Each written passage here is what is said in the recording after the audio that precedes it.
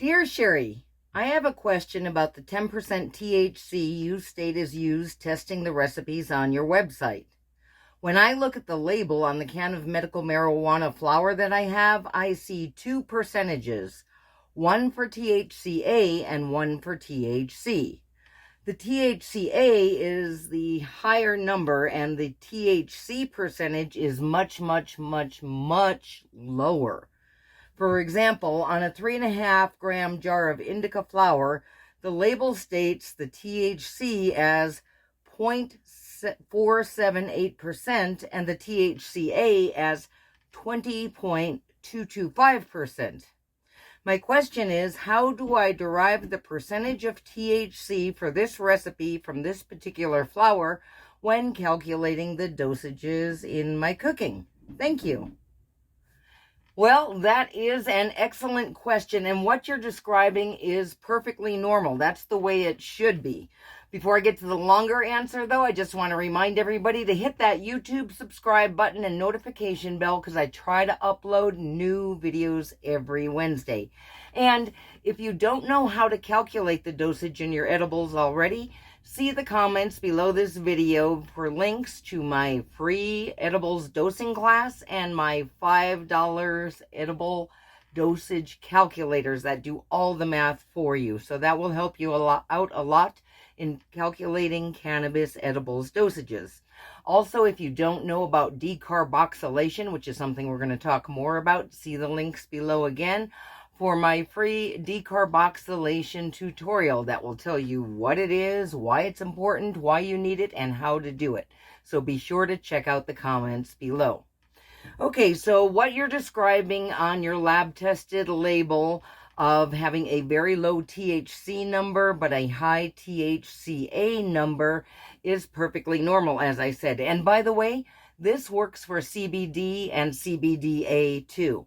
So why is the THC-A number so high? It's because you have raw cannabis. That's right, raw cannabis plants have little to no actual THC in them, or CBD.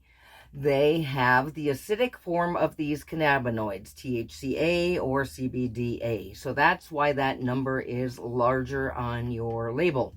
So it takes the process of decarboxylation to cause the chemical reaction that converts the THC-A into THC or CBD-A into CBD. This happens naturally with aging, but it also happens with heat, and more often than not, cannabis cooks are going to want to cause decarboxylation by heating their cannabis. You can do this, sorry, I got a fly flying around here.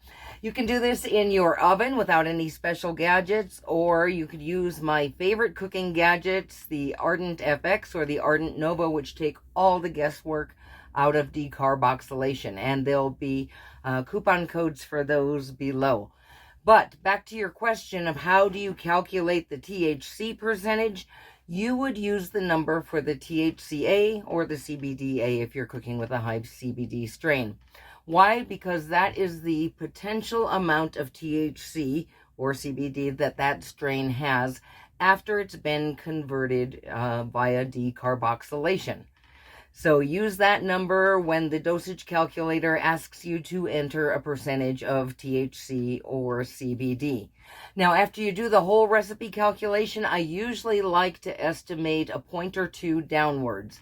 Why? Because you will rarely, if ever, convert 100% of the THC or the CBD, THC-A into THC or CBD-A into CBD. You'll get close, but not usually 100%, so I like to estimate a point or two downwards. Again, if you use the Ardent FX or the Ardent Nova, you'll probably get closer than you would in an oven. So see the comments below for that. But the bottom line is you use the percentage of THC-A or CBD-A when calculating dosages for your marijuana edibles. Hope this helps. See you next time. Eat your weed.